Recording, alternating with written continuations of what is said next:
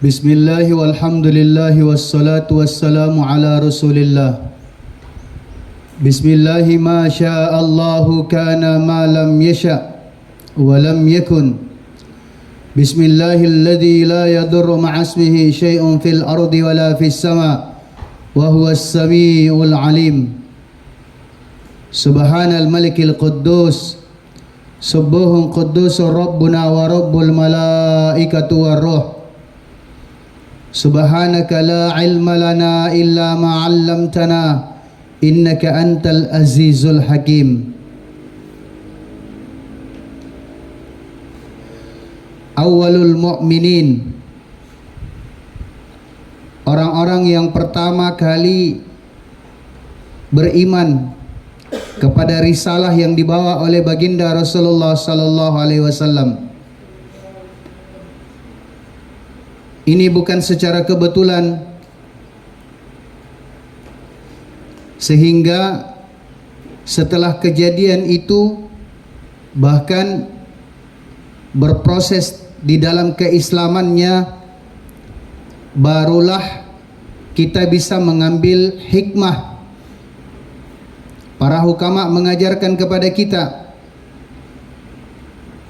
sehingga ketika ditanyakan, pertanyaan ini adalah pertanyaan yang tidak boleh dijawab menurut saya seperti ini, tidak boleh. Semisal ketika ditanyakan, kenapa mesti Khadijah dulu yang mendapatkan hidayah? Ini sama saja bertanya tentang kenapa salat zuhur itu 4 rakaat, maghrib 3 rakaat. Kalau ada yang bertanya kepada kita tentang persoalan tersebut, maka kita menjawab, dzalika min indillah, sirrum min asrar, wallahu a'lam bissawab. Jangan kita katakan menurut saya. Sudah Allah buat ketetapan seperti itu. Dzalika min indillah. Semua itu datangnya daripada sisi Allah. Semua itu sudah ditetapkan oleh Allah. Maka kita serahkan, kita kembalikan kepada Allah. Karena itu adalah rahasia Allah. Maka Allah Subhanahu wa taala telah jelaskan dalam hadits qudsi, sirrum min asrar.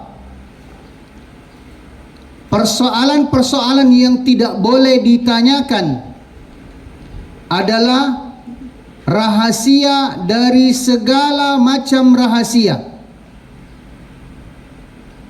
Sebahagian hukama menjelaskan rahasia di atas rahasia, amat sangat dirahasiakan, sehingga kita hanya akan bisa menjawab dengan hikmah. Hikmah daripada salat zuhur 4 rakaat seperti ini, hikmah daripada salat maghrib 3 rakaat seperti ini, hikmah daripada orang yang awal mendapatkan hidayah seperti ini. Jadi ada hikmah di situ. Kembali diulang ayat yang harus senantiasa kita lazimkan. May yu'tal hikmah faqad utiya khairan katsira. Maka ini adalah wilayahnya para hukama, orang-orang yang sudah benar-benar dalam batinnya, yang sudah bersih hatinya, yang tingkat ma'rifat tasawufnya ini sudah sampai setiap tarikan nafasnya adalah kalimah la ilaha illallah. Faqad utiya khairan katsira. Karena orang-orang yang seperti itu adalah orang yang telah diberikan oleh Allah Subhanahu wa taala kebaikan yang amat sangat banyak sekali.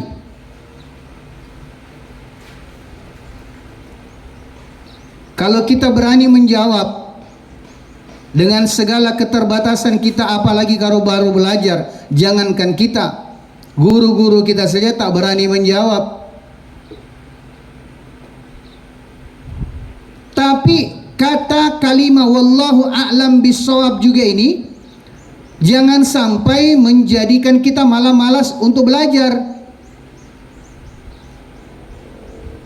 Karena Allah Subhanahu wa taala telah turunkan daripada ilmunya, telah wariskan daripada ilmunya.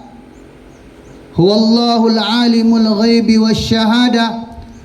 Dialah Allah Subhanahu wa taala yang mengetahui segala sesuatunya, baik yang nampak maupun yang tersembunyi.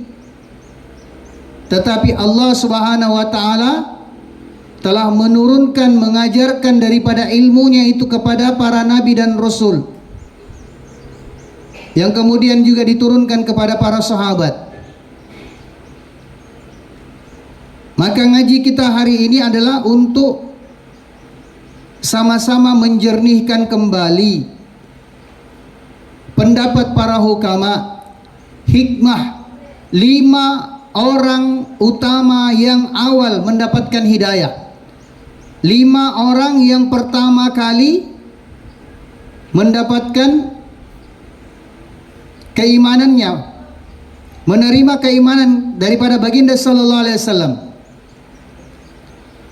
Awwalu man amana bihi minan nisa'i Khadijah. Sudah Allah tetapkan bahwasanya orang yang pertama kali yang mendapatkan hidayah itu adalah Khadijah. Menunjukkan bahwasanya kita tidak bisa terlepas dan berperan sangat besar di rumah tangga kita, yaitu wanita. Ibu kita, saudara perempuan kita, istri kita, wanita di antara kita. Sampai hari ini berlaku. Wa kanat ta'taqidu sidqa risalah. Karena Khadijah adalah orang yang senantiasa terjaga hatinya, adalah orang yang benar-benar kenal dekat kepada Rasul, sehingga saking dekatnya dia kenal kepada Rasul, keyakinannya itu semakin kuat. Semisal mau dibandingkan dengan ibu kita, jujur ibu kita itu jauh lebih kenal kepada kita anaknya. Dia akan tahu, oh anak saya yang ini biasa bohong, oh anak saya yang ini dia sangat jujur sekali, anak saya yang ini seperti itu. Maka terkadang ibu kita bohong ketika dia dengarkan satu kasus, satu berita kepada anaknya, terjadi kepada anaknya seperti ini, dimanapun dia berada. Jangankan di tempat umum, di pondok pesantren saja, maka ibu yang kenal kepada anaknya dia tidak akan membela. Kenapa? Karena dia yakin memang ini anak saya sudah biasa bohong. Maka kalau dia mencuri, meskipun itu di pondok, ternyata ini yang harus kemudian segera disembuhkan. Orang tuanya tak boleh membela. Kenapa? Orang tua kita lebih kenal. Wanita yang ada di rumah kita adalah wanita yang paling kenal kepada siapa saja yang ada di rumahnya, termasuk Khadijah. Menunjukkan bahwasanya tidak ada manusia lain yang lebih dekat, yang lebih kenal segala sesuatu tentang Rasul melebihi Khadijah. Sebenarnya itu saja sudah dijadikan rujukan. Kalau Khadijah langsung menerima keimanan kepada Rasul sallallahu alaihi wasallam, berarti orang-orang yang lain yang di sekitarnya ini tidak perlu meragukan. Sehingga keyakinan yang begitu kuat yang muncul di dalam dirinya Khadijah adalah bahagian risalah yang panjang sekali yang telah ditelusuri oleh Khadijah dan dinampakkan oleh Allah ciri-ciri kenabian, baginda Rasulullah sallallahu alaihi wasallam. Maka Khadijah telah mewakili wanita di antara kita untuk mendapatkan hidayah. Begitu juga di rumah kita. Wanita yang pertama kali perlu diinterogasi tentang suaminya, tentang anaknya, tentang saudaranya adalah wanita. Maka minta kejujurannya agar supaya kita bisa memperoleh informasi yang akurat, informasi yang benar-benar bersih. Wa awwalu man amana bihi minar rijal, tadi dari pihak perempuan, wanita telah diwakilkan oleh Khadijah. Maka yang mewakilkan lelaki di antara umat ini yang pertama kali mendapatkan hidayah adalah Abu Bakar As-Siddiq radhiyallahu ta'ala anhu. Abu Bakar dikatakan wa kana sadiqatu qabla ba'thihi.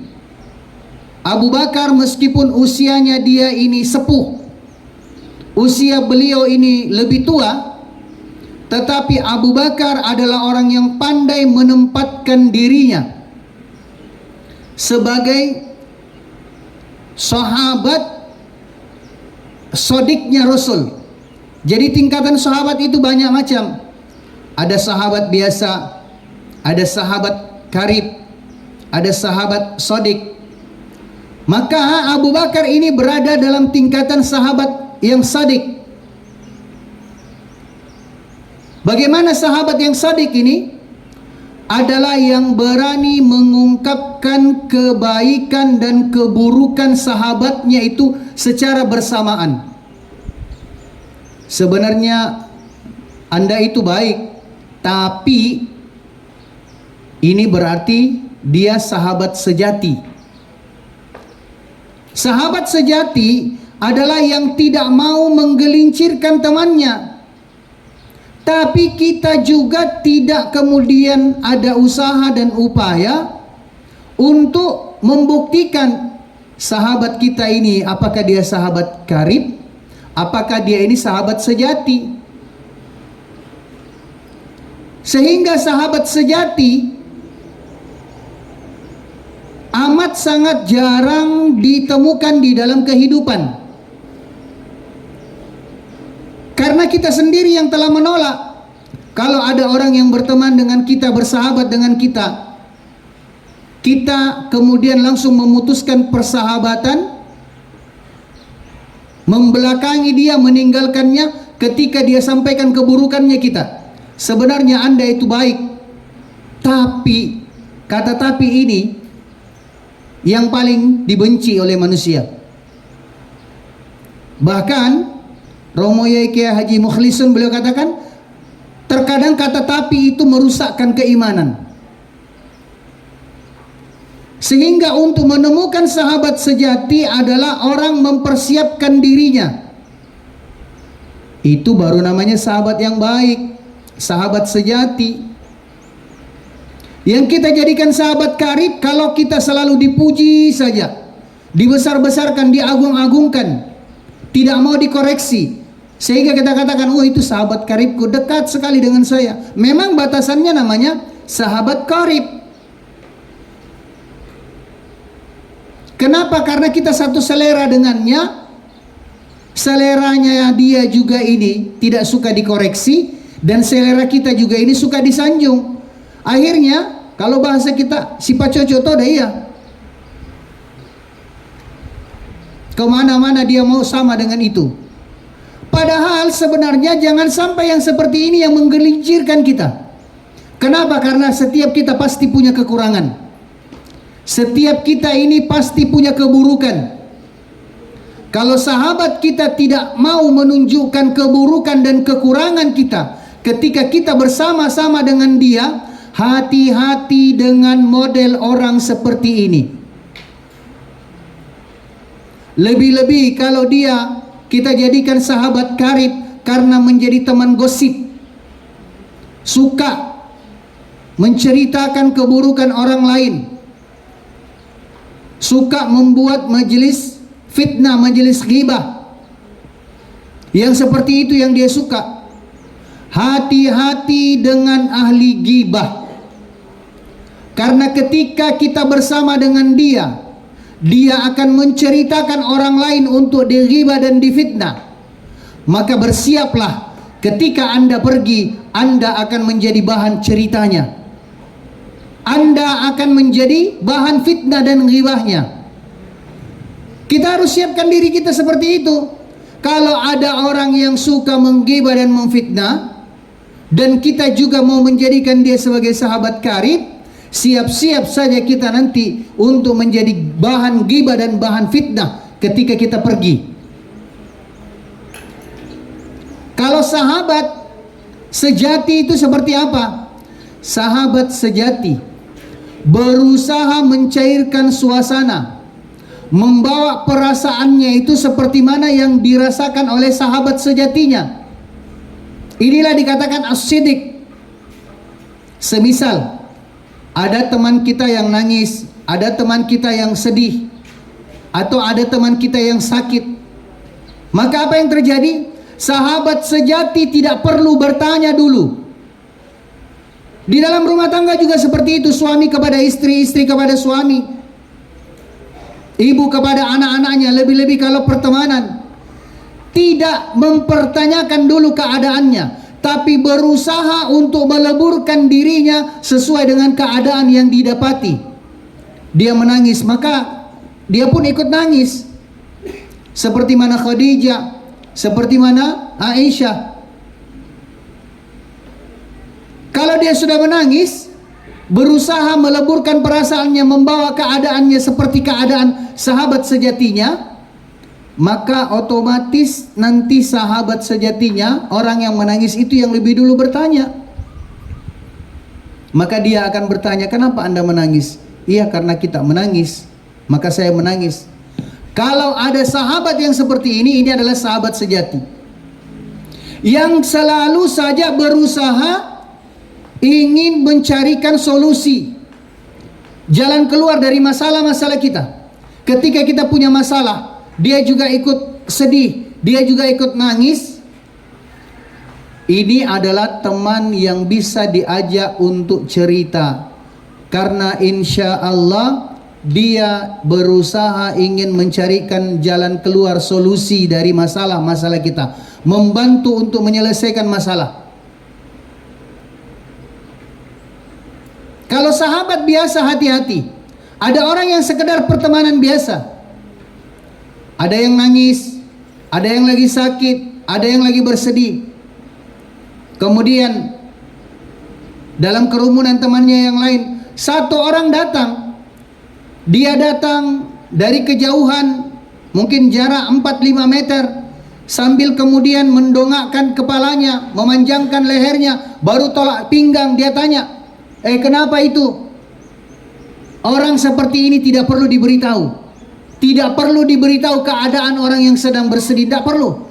Kenapa itu dari kejauhan begitu? Kenapa? Kalau ada model seperti itu, ini hanya sekedar ingin cari tahu, tetapi dia tidak mau ambil pusing apalagi untuk membantu menyelesaikan masalah.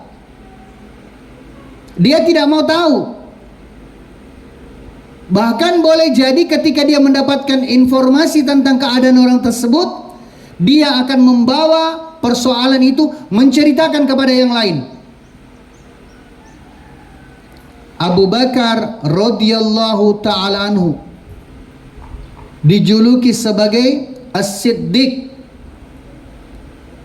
karena meskipun Abu Bakar usianya lebih tua, tetapi ternyata Abu Bakar radhiyallahu ta'ala anhu memposisikan dirinya terkadang sebagai bapak, terkadang sebagai teman, bahkan terkadang sebagai adik. Pandai menempatkan keadaannya. Oh, saat ini dia butuh sosok seorang bapak, meskipun kita sebaya.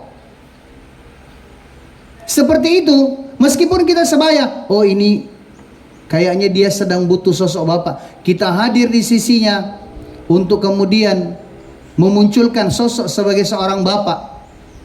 Begitu juga lah kita dalam rumah tangga.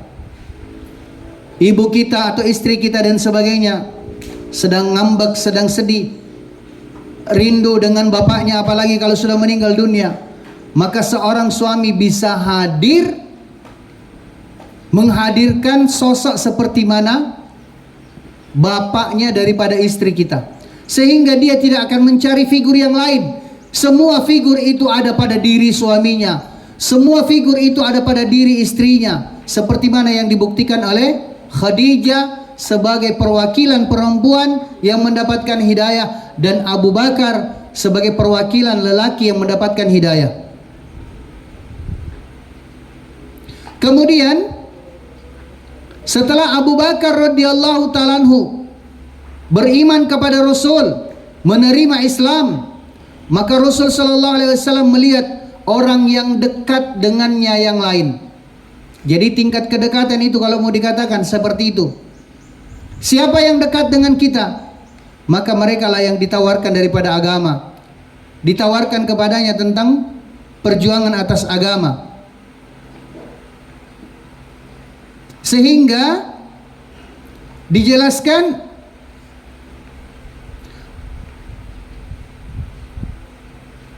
bahwasanya Zaid radhiyallahu ta'ala anhu, Zaid bin Harithah radhiyallahu ta'ala anhu adalah orang yang ketiga yang mendapatkan hidayah, yang menerima keislaman, yang bersyahadah di depan Rasulullah sallallahu alaihi wasallam.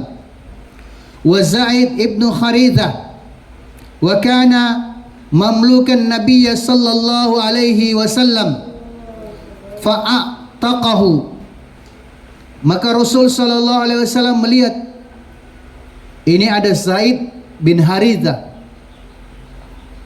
Saat itu Zaid masih menjadi budaknya Khadijah, budaknya Rasul. Maka Rasul tidak berikan iming-iming dulu. Jadi beginilah kita ketika menawarkan sesuatu kepada seseorang, karena yang menjadikan cacat di dalam jual beli, di dalam perdagangan, dalam muamalah adalah ketika kita memberikan iming-iming. Kalau kita buat begitu, akhirnya saya akan berikan begini. Ini bisa jadi hukum, jatuh hukum riba, bisa jadi jatuh hukum sogok. Kalau begitu, maka ditawarkan saja dulu. Sudah ada keinginan itu dalam diri kita, saya ingin buat seperti ini, tapi tanpa diberikan iming-iming, kita tawarkan sesuatu yang lebih besar. Maka Rasul sallallahu alaihi wasallam menawarkan kepada Zaid bin Harithah tentang keislaman. Zaid diberikan kebebasan oleh Rasul, bukan dibawa tekanan, bukan kemudian dalam iming-iming dan sebagainya. Ternyata Zaid status sama dengan yang lain, sama dengan Khadijah, sama dengan Abu Bakar, meskipun kedudukan Zaid sebagai hamba sahaya. Keyakinannya yang begitu kuat dalam dirinya yang mengenal Rasul, ketika ditawarkan agama, maka dia katakan, asyhadu annaka ya Rasulullah Muhammadur Rasulullah sallallahu alaihi wasallam. Dia bersaksi di hadapan Rasul. Maka Rasul sallallahu alaihi wasallam menuntun dia dengan syahadatain, asyhadu an la ilaha illallah wa asyhadu anna Muhammadar Rasulullah. Kebanyakan guru-guru kita untuk menghindari kesalahan, karena biasa dan umum kita kalau mendengarkan tausiah, mendengarkan ceramah, ketika seseorang menyampaikan kalimat tauhid, atau syahadah, di situ dilihat, oh ini orangnya hati-hati dia. Oh ini orangnya serampangan, asal ngomong saja, asbun. Tidak berpikir, tidak kemudian dia ini menyampaikan satu kasus itu dengan akademik, dengan dasar keilmuan. Maka untuk menghindari kekeliruan, terkadang guru kita menuntun kita dalam syahadatain, asyhadu an la ilaha illallah wa asyhadu anna Muhammadan abduhu wa rasuluhu. Supaya apa? Supaya kita bisa mengetahui bahwasanya Muhammadan ini nasab. Terkadang orang membaca Muhammadur Rasulullah. Ini keliru kalau dirofakkan. Jadi satu kata setelah Muhammadan, yakni abduhu, adalah untuk memberikan kesan sehingga kita bisa membaca dengan jelas, membaca dengan terang daripada tanwinnya. Di situ sudah diizharkan, maka Muhammadan Rasulullah. Coba kalau Muhammadan abduhu, coba kalau Muhammad dan kemudian roh, jadinya Muhammadar roh. Bisa jadi menggelincirkan orang, keliru kita dan sebagainya. Apalagi kalau orang sudah tidak bagus pendengarannya, membedakan antara Muhammadar roh dengan Muhammadur roh. Terutama para santri harus paham kapan dia nasab dan kapan dia rofa. Kalau diawali dengan syahadah, asyhadu, berarti dia nasab. Kapan dia ini tidak diawali dengan kalimat persaksian, berarti dia rofa. Yang rofa itu adalah la ilaha illallah Muhammadur Rasulullah. Asyhadu an la ilaha illallah wa asyhadu anna Muhammadan abduhu wa rasul.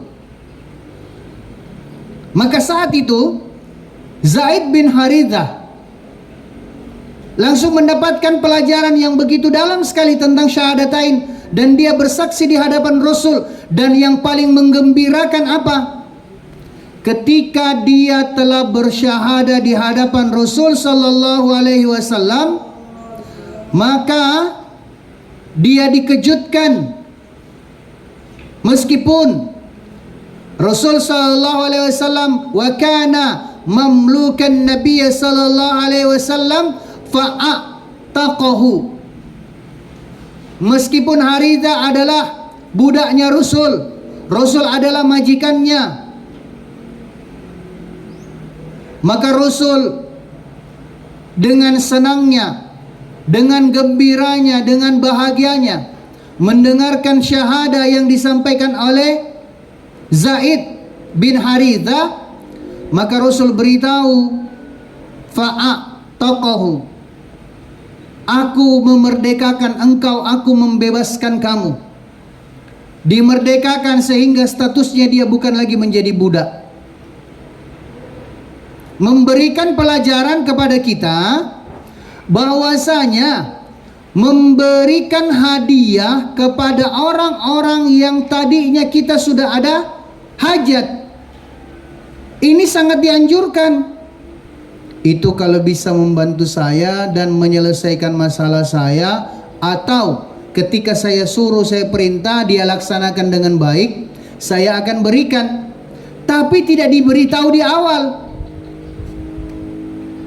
Untuk menjaga keikhlasannya, kita lihat setelah dia lakukan dengan baik, maka kita beritahu, ini ada hadiah dari saya.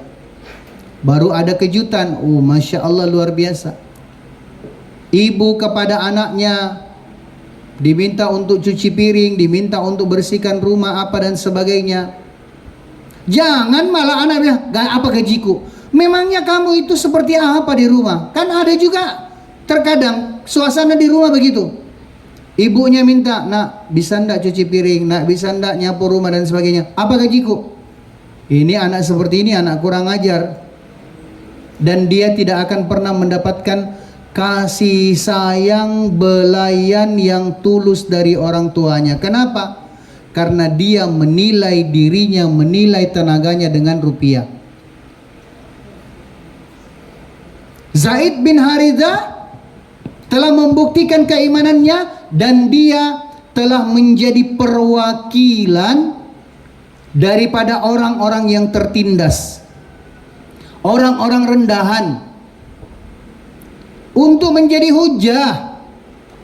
Jangan sampai hari ini dengan alasan, wah kita ini kan orang rendahan, kita ini kan anak buah dan sebagainya.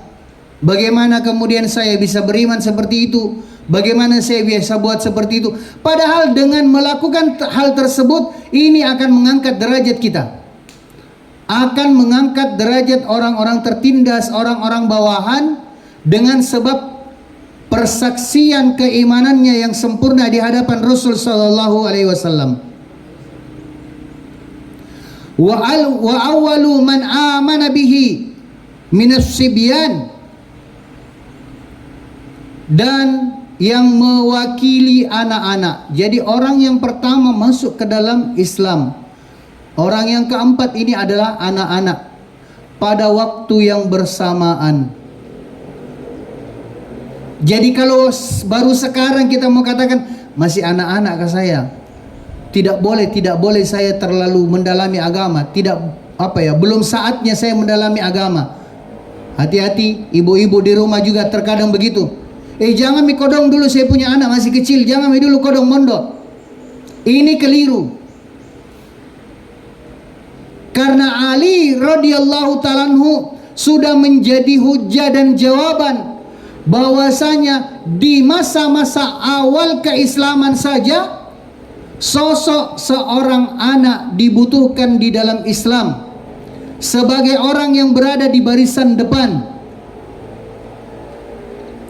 Maka di antara sekian banyaknya keluarga dekatnya Rasul, orang yang sedara dengan Rasul, Ali karamullah wajah punya saudara laki-laki yang lain 3. Ada namanya Ja'far, ada namanya Thalib.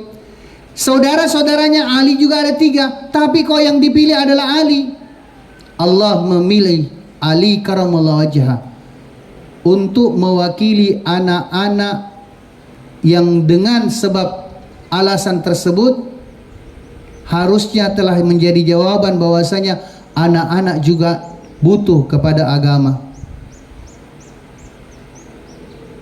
Maka Ali karamullah wajah yang saat itu sebagai sepupunya Rasul, yang sering kita dengarkan adalah dia ini adalah anak daripada pamannya baginda Rasulullah sallallahu alaihi wasallam, yakni Abu Thalib, berarti sepupu dengan Rasul sallallahu alaihi wasallam. Wa kana Rabibar Rasul, dan adalah Ali karamullah wajha adalah sepupunya Rasul. Kalau kita di Indonesia malah sudah diklasifikasikan sepupu 1 kali, sepupu 2 kali, sepupu lain kali. Yang jelas kalau sudah sepupu berarti sudah bukan muhrim. Laki-laki dengan perempuan yang bersepupu, jangan bilang sepupuku ini sepupu 3 kaliku, sepupu lain kaliku. Berpegangan tangan, berpelukan, jangankan itu, salaman bersentuhan tangan saja. Orang yang bersepupuan laki-laki dan perempuan di dalam garis takwa bagi orang yang mau menjaga marwah, maka kita tidak akan bersentuhan dengannya. Kenapa? Karena kita ini adalah menjadi pelindung, penjaga baginya. Hiraza alaikum, kita ini menjadi penjaga baginya. Kalau saja kita yang berada di dalam situ tidak bisa menjaganya, dengan sebab tidak ada jarak, berpelukan, bersamaan dan sebagainya, salaman, kita bilang nabaku sepupu kah? Tsumma na'udzubillah. ini sudah bisa jadi mengantarkan kita kepada dosa-dosa besar. Justru ketika kita tidak mau bersentuhan dengannya, justru saat itu kita sedang menjaga dia. Kan hari ini keliru, dikatakan orangnya sudah sombong, dikatakan orangnya ini tidak menghargai. Padahal yang menghargai adalah yang tidak mau menyentuhnya, tetapi senantiasa menjaganya. Sehingga boleh kita lihat tertib yang telah diambil Romo Yai, santri-santri putri tidak diperkenankan untuk liburan pulang ke kampungnya masing-masing. Terlebih lagi kalau nyebrang pulau, yang lintas desa saja tidak diperkenankan untuk dikeluarkan dari pondok pesantren kalau bukan pamannya. Jadi bukan paman lain kali, saudaranya bapaknya yang jemput, bapaknya, saudaranya bapaknya, saudara laki-lakinya atau anaknya. Ini yang boleh menemani dia berjalan bersama, menemani dia ke pasar, menemani dia ke tempat umum.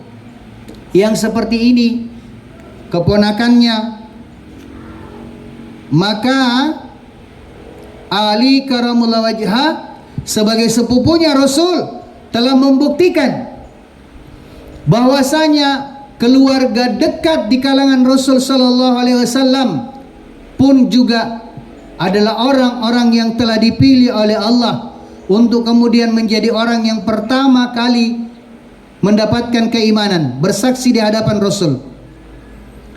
Wa qad da'a Abu Bakar may yuhibbuhu wa yuhibbunahu.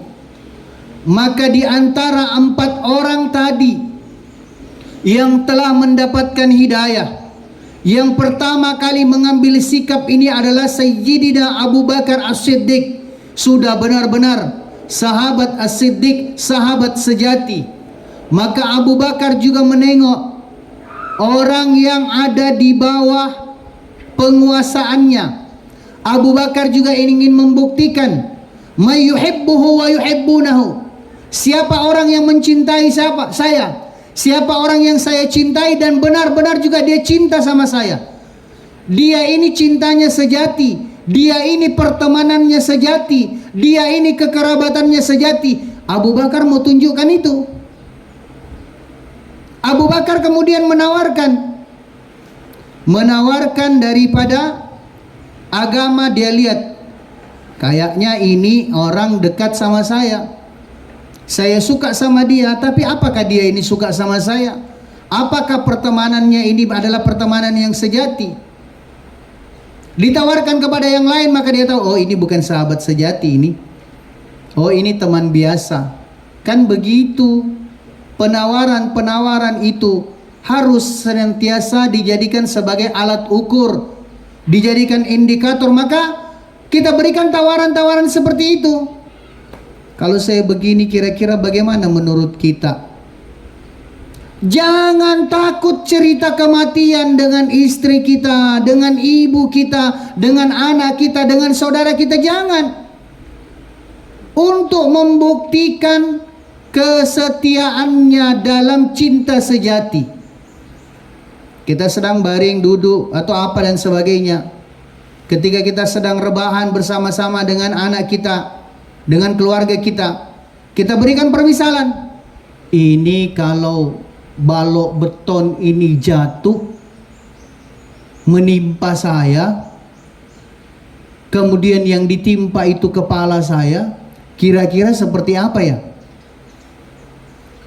Maka orang di sekitar kita ini pasti kemudian dia tercengang, kaget. Ih, kenapa kita bicara begitu? Iya, saya cuma mau bertanya, kira-kira saya bagaimana ya? Ya hancur kepala tak, meninggal ki. Tapi dia sudah tidak tega untuk mengeluarkan itu. Ah, ini baru namanya sahabat sejati, cinta sejati. Padahal belum meninggal, kita belum apa-apa.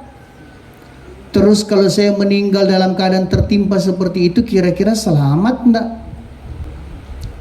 Kira-kira saya ini menjadi orang ahli surga enggak?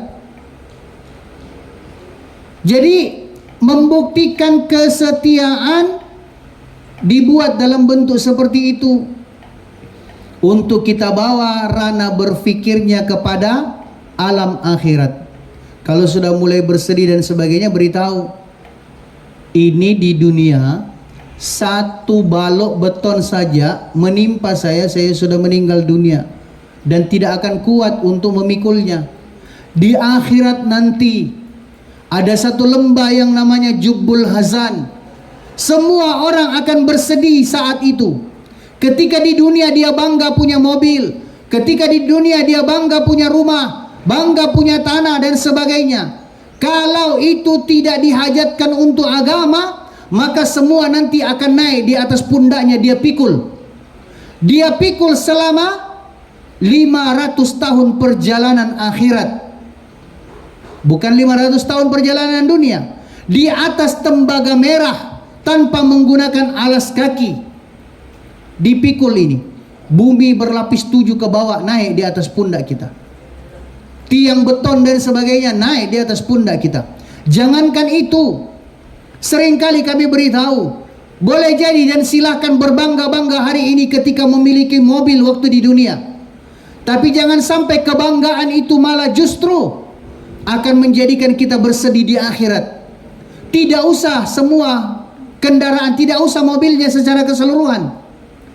Gardangnya saja mobil dinaikkan di atas pundak kita hari ini di dunia. Dari Sampodo, gardang mobil itu dinaikkan di pundak kita. Jalan kaki tengah hari siang bolong tanpa menggunakan alas kaki di atas aspal yang panas dari Sampodo sampai ke kota saja. Kira-kira ada yang mau ndak? Nanti kita diberikan mobil dengan catatan kita pikul ini sampai di sana selama 500 tahun perjalanan. Kalau ternyata kita ini bersih di dalam berpikir, maka kita katakan, wih takut sekali saya. Di dunia saja masih seperti itu, bagaimana di akhirat? Maka kita mau bebaskan semua itu. Bighairi hisab. Tidak ada hisab bagi kita. Kendaraan itu tidak akan dinaikkan di atas pundak kita untuk kita pikul, melainkan akan menjadi kendaraan yang lebih megah, yang lebih mewah, yang akan menghantarkan kita sampai kepada jannah ketika digunakan untuk agama. Makanya hati-hati membangun rumah, bangga dan sebagainya. Kalau tidak ada niat untuk agama, itu adalah malapetaka di akhirat. Beritahukan kepada keluarga kita, ibu kita, istri kita, apa maksudnya kita bangun ini rumah. Ini bukan untuk berbangga-bangga. Ini bukan untuk menjadi kesombongan, tetapi ini adalah untuk menjadi sarana agama. Kalau rumah itu adalah untuk bagaimana kita menerima rombongan jemaah masturah, kita bentuk jemaah masturah dari rumah kita, dan kita menerima sebagai tuan rumah jemaah-jemaah masturah yang dihantarkan dari berbagai daerah.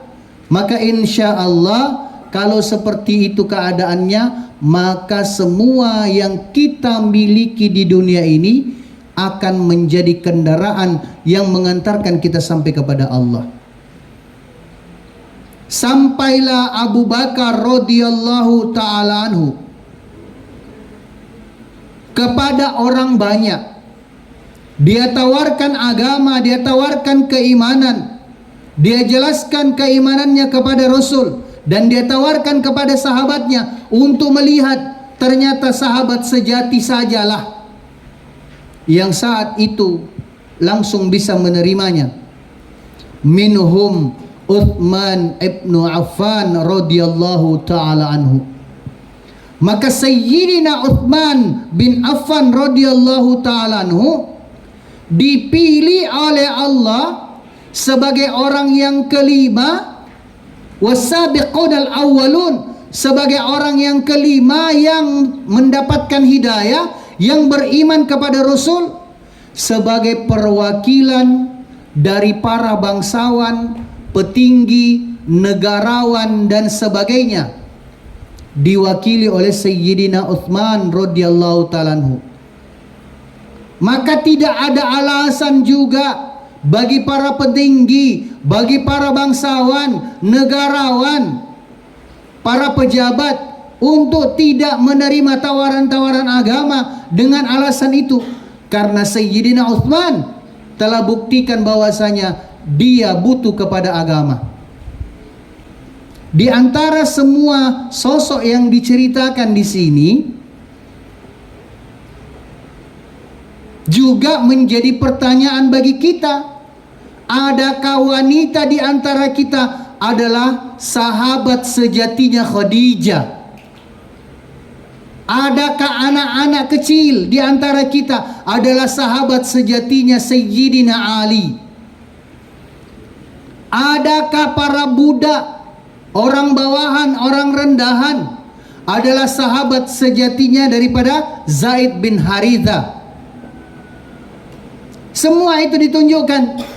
Adakah orang tua di antara kita, teman dekat kita, adalah sahabat sejatinya Sayyidina Abu Bakar radhiyallahu ta'ala anhu? Dan adakah para petinggi, para pejabat, mereka adalah sahabat sejatinya Sayyidina Utsman? Kapan itu? Ketika ditawarkan agama, dia tidak berpikiran apalagi memberikan 1000 alasan. Dia langsung yakinkan dan dia menerima, berjuang bersama. Maka insya Allah semuanya nanti akan dikumpulkan bersama. Wasabiqunal awwalun yuhibbuhum wa yuhibbunahu. Dia termasuk ke dalam golongan orang-orang yang pertama kali masuk ke dalam Islam, karena mereka satu sama lain saling mencintai, dan cinta mereka ini adalah cinta sejati, bukan cinta palsu, apalagi kemudian saling menipu. Semoga Allah Subhanahu wa taala fahamkan kita. Dan orang-orang yang pertama kali mendapatkan Islam, mendapatkan keimanan, menerima Islam adalah orang-orang yang kemudian telah dibesarkan oleh Allah Subhanahu wa taala namanya. Di dunia dia diagung-agungkan, di dunia saja orangnya, maka surga sudah menanti dia. Hari ini penduduk dunia dia yang rindu dengan surga, dia yang mencari-cari surga, dia yang mengejar-ngejar surga. Tapi kalau kita masuk ke dalam golongan orang-orang yang memiliki cinta sejati, kita buktikan di antara 5 orang yang pertama kali mendapatkan hidayah, kita masuk salah satu di antaranya, maka surga yang merindukan kita. Setiap hari surga menanti kita, memanggil-manggil nama kita. Setiap pagi dan petang dia rindu, dia nantikan kita. Sekali lagi, bukan dia yang rindukan surga, tetapi surga yang merindukannya. Orangnya masih di dunia, tapi namanya sudah menjadi tenar dan terkenal di jannah. Semoga Allah Subhanahu wa taala menjadikan ibu kita, istri kita, wanita di antara kita menjadi cinta sejatinya dengan Khadijah. Semoga orang tua di antara kita, kakek kita, bapak kita, sahabat kita adalah orang yang menunjukkan cinta sejatinya kepada Sayyidina Abu Bakar. Begitupun juga anak-anak di antara kita adalah cinta sejati sampai kepada Ali karamallahu wajhah. Orang-orang rendahan, orang-orang suruhan, orang-orang bawahan, mereka adalah orang yang menunjukkan cinta sejatinya kepada Zaid bin Haritha. Dan para petinggi, para konglomerat, para pejabat, para bangsawan, semoga tidak menghantarkannya kepada kesombongan, karena dia adalah cinta sejatinya Sayyidina Utsman radhiyallahu ta'ala anhu. Al-haqqu min rabbik fala takunanna minal mumtarin. Kebenaran pasti dan hanyalah milik Allah. Subhanakallahumma wa bihamdika nashhadu an la ilaha illa anta nastaghfiruka wa natubu ilaik. Subhana rabbika rabbil izzati amma yasifun wa salamun alal mursalin walhamdulillahi rabbil alamin. Wassalamu alaikum warahmatullahi wabarakatuh. Setelah ini takror, pekan depan kita imtihan.